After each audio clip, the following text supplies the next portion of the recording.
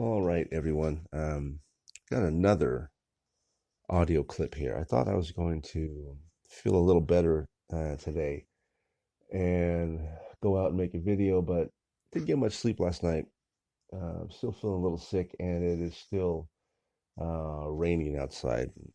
Didn't really want to do a video, so you just have the sound of my melodious voice for you today. And yeah, I want to talk about codependency. So the title of this is the title of a book I'm reading called Codependent No More, and I've talked about this in the last audio clip I did, but I've been reading all this stuff, and I'm amazed at how I am like a textbook codependent case. It's really kind of frightening, but I want to read a quick definition, the author's definition of codependent. And she says a codependent person is one who has let another person's behavior affect him or her and who is obsessed with controlling that person's behavior. That is me in a nutshell. I've always been reacting to other people's um, behaviors and actions, and um, and trying to control the situation and fix everything and save them and all that. And there's another little paragraph here I want to read as well. She says, but the heart of the definition and recovery lies not in the other person, no matter how much we believe it does. It lies in ourselves, in the ways we have let other people's behavior affect us, and in the ways we try to affect them.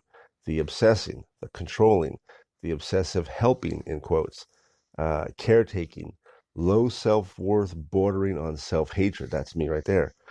Self repression, abundance of anger and guilt, peculiar dependency on peculiar people. That is me as well.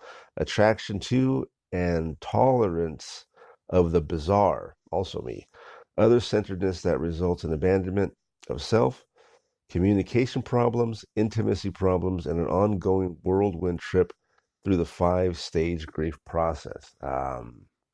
Yeah, that reading that was kind of painful, to be honest, because going back, I'm sorry, I guess I still got this cold, but yeah, going back through all my uh, romantic relationships, and I don't think I've ever had a healthy relationship with any woman. They've all been damaged in some way, and I've been there to uh, try to save everything, save them, and fix everything. There was one brief story in the book where this guy was talking about uh, his past relationships and how bad they were, and he said that if you put me in a room full of women, I will naturally gravitate toward the most damaged one. And again, that definitely resonated with me. When I look back at all the relationships I've had, there's been just so many damaged women, been abused and molested, some by their father. Um, some of them been raped. Um, alcohol, their fathers were alcoholics, or their mothers were alcoholics, or they were alcoholics, or heavy drug users, and the list just goes on and on and on. And again, that's what I've been attracted to because I have this need to be needed. I need this, I need to fix everything and save them, like I've said. And, I derive my entire self-worth, for what I can give, and what I can give them. And they've all been, you know, um, bad relationships. And this last one was probably the worst. And I hate to admit it, once this last relationship was over, all the people, well, not all the people, but the people that knew me and knew what was going on, the consensus was it was a bad relationship, and I have to come to grips with that. And I'm not blaming her. It was, my unwillingness to see, the red flags that were there, and my stubbornness to, try to make it work and defend her at all costs, and my codependency, which drove the whole cycle of constant breakups. And if you look at any of the videos that over the last year, you will see those constant breakups and me just like being devastated by it and all that. And now I'm relatively okay with it. I still have those thoughts of, well, if I just get this agency up and running and making money and get my own place, then I'll bring her back. I'll swoop in and save her. And that's been a lot of the thoughts I've had over the last couple of months have been me literally saving her. Oh, she's homeless or living in her car. Mom kicked her out, and I'll go in and save her. Or she's in the hospital for some reason, and I'll come in and make everything better. And that's a ridiculous thought process, but it again, it goes back to that codependent thinking that again, I get my self-worth only from what I can give to the other person. And yeah, reading this book it's been eye-opening and kind of exciting, but also really difficult and really painful, because it's bringing up a lot of shit. For lack of a better word, it's bringing up a lot of emotions and forcing me to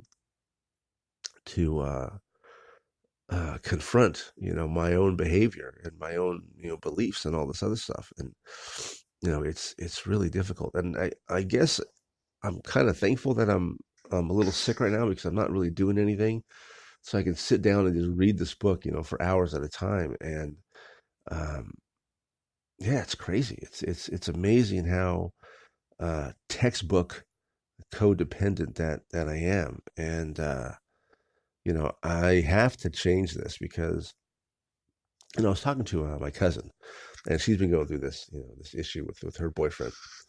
And she texted me and she said, I just want to be happy. That's all I want. And I do too. But I know that I'm not going to be happy in a relationship or out of a relationship unless I deal with this, these behaviors of mine, this codependency, this, not loving myself, not even not loving myself, but just kind of hating myself at times. And I think a lot of my other problems, depression and alcoholism and all this other anxiety and all that stems from my codependency. So I think that if I can get this codependency under control, I think it'll have a ripple effect, throughout my life. And I don't, it'll be easier for me to stay sober. It'll be easier for me to be in a relationship. It'll be easier for me to, deal with the ups and downs of everyday life, which is, and now, I still kind of go to the extreme. Like if something bad happens, it's like, oh, it's going to be like this. It's going to be this way forever, Eh, and that defeatist thinking has gotten me nowhere. I was talking to my therapist last week, I think, and he was talking about that, my being codependent and searching out damaged people to be with, and he was saying that he calls me a sick person, my codependency and my alcoholism and all that. And he says, as a sick person, you're going to find people on your level or below. You're not going to go after somebody who's got their shit together, right? Who is a functioning human being, because A, you're not going to be able to get them, and B, they're not going to give you the time of day because you're sick. So you find people on your level, like that one guy was saying. You put me in a room full of women, and I'll find the most damaged one. And it's true. In my last relationship, I gravitated right towards her, and I realized, one of the things that honestly that attracted me to her when I would see her at the meetings, she looked so sad. She looked really, really like broken and sad, and I thought, wow, why is she so sad? And I want to find out about it. I want to make everything better for her. That was really the beginning of the attraction for me, and that's sick. It is absolutely, uh, you know, a sick way of thinking and acting. So the only way I'm not going to have this type of bad relationship going forward is, to deal with these issues that I have, and there are several issues that I'm dealing with, but at least I'm dealing with it, and I've told my sponsor and I've told myself that I'm not going to be in a relationship for at least for the next year because I was watching this video of this therapist, and she was saying, she's talking about codependencies and borderline personality disorders.